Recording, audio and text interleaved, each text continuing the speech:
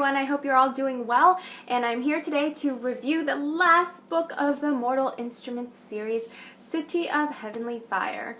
Now, I'm aware that I'm probably the last booktuber to be reviewing this book. I ordered it so long ago. I hauled this book in a previous video, but I am now just getting to the review because I have been just all over the place doing all sorts of things, so now I'm going to review it. If you've seen other reviews on it already, I hope you still stick around anyway because here's my take on it. First of all, the book is over 700 pages long.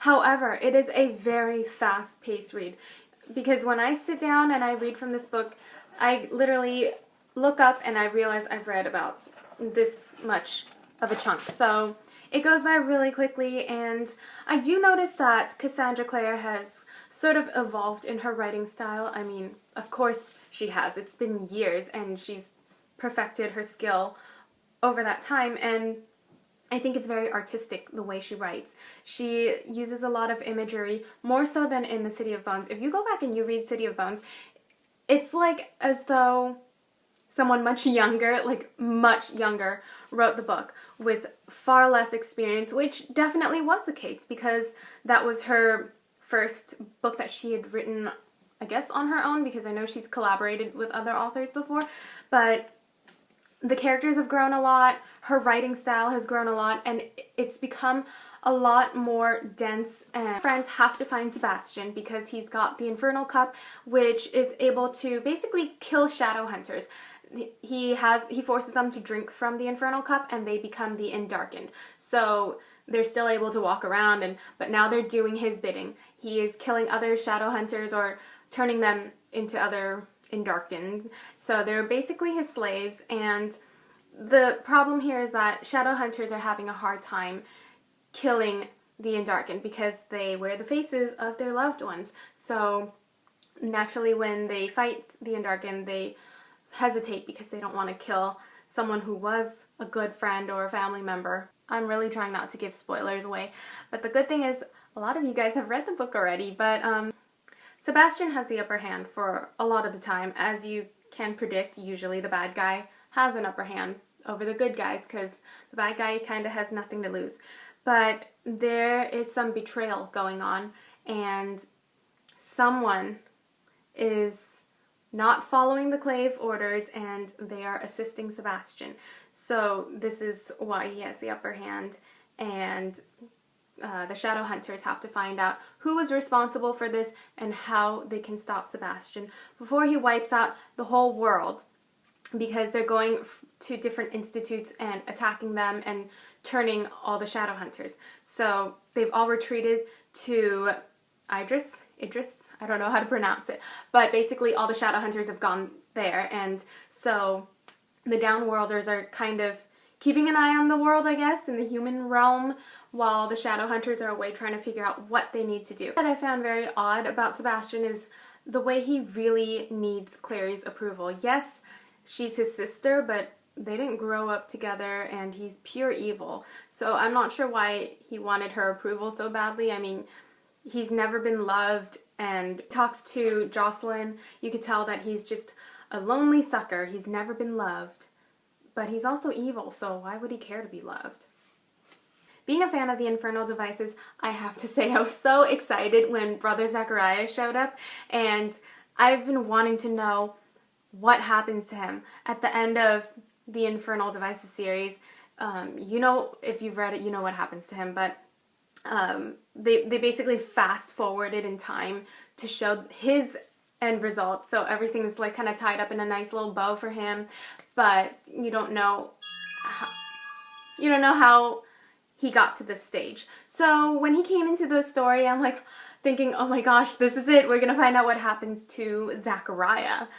I thought it was really crafty the way Cassandra Clare was able to incorporate Tessa and Zachariah into the story, and they have all these like inside conversations that you don't know about if you've only read the Mortal Instruments and not the Infernal Devices. But at the same time, I tried to look at it objectively. If I didn't read the other series, would I still be able to follow what's going on here, what they're talking about? the answer is no, I wouldn't know what they're talking about. Like, they're referring to Will at the end of the book, but if you've never read the story, you wouldn't know who Will is.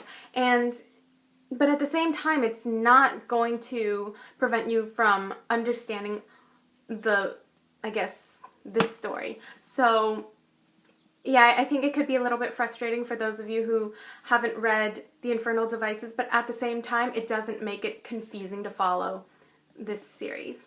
Like I said, I was really happy with the way Cassandra Clare was able to incorporate characters from both her series and bring them together so nicely. And it's just so exciting to see how all these Shadowhunter families are connected, related. For example, Jace's family is related to the Lightwoods because their ancestors were related. Like, Will Herondale is related to, I don't remember her name, Cecily, like Will's sister, who is an ancestor to Isabel Lightwood. So everyone's just related, and it's just kind of fun to sort of go through the family tree and see where everyone kind of branches out from. This is regarding the ending of the story, so if you have not read the book, I would say turn this video off or put me on mute, something. But here we go. The problem is this. When you have a story with so much conflict and violence and danger and risking of the lives, it's not very believable when you have the whole story just tie up in a very beautiful knot. Literally every single character gets their happily ever after in a way, and I don't know. She was doing such a great job with like pulling me in as a reader, and knowing that this is all made up, it's all fantasy, it still feels real. The emotion behind everything is real, and then you have this impossible type of happily ever after for everyone. I mean, there is a spoiler. I'm not going to show the whole cover, but you know, the inside there's like this graphic novel type of illustration, and I did look at it because as soon as I start reading a book, I take the sleeve off just because it slips and it gets damaged. So I saw it right away, but I still wanted to figure out how it happened. But I'm not going to talk about that, but there is a spoiler in here. But I'm going to show a part that I don't think is a spoiler because I want to ask you guys. Maybe you can figure it out. Who is this? This one. So that's Jace, obviously. There's Izzy, there's Alec with his bow and arrows. But goodness gracious, I don't know. Is that Maya? Because, well, I mean, she's a werewolf, but I swear, aren't those runes on her? So is she a shadow hunter? I have no idea. Who is this? And where is Clary in this cover? You know, it's like just... So in the back, we have the official announcement when her next series is coming out, The Dark Artifices, I don't know. That's coming out in fall 2015. That's a long time. That's more than a year. And it's just a little snippet. It's a letter to the head of the Los Angeles Institute, and that's where Emma is headed. That's where Zachariah is headed, and Tessa. So I hope they include Zachariah and Tessa in the next series, and it's going to be about Emma and Jules, I'm sure, because they're like the next generation of future of shadow hunters.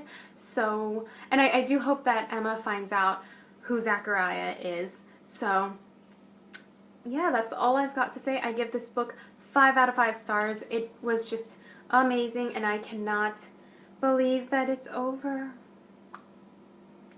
So yeah, there it is. Let me know in the comments below what you thought of the book, and thank you for watching. I will talk to you guys soon. Bye!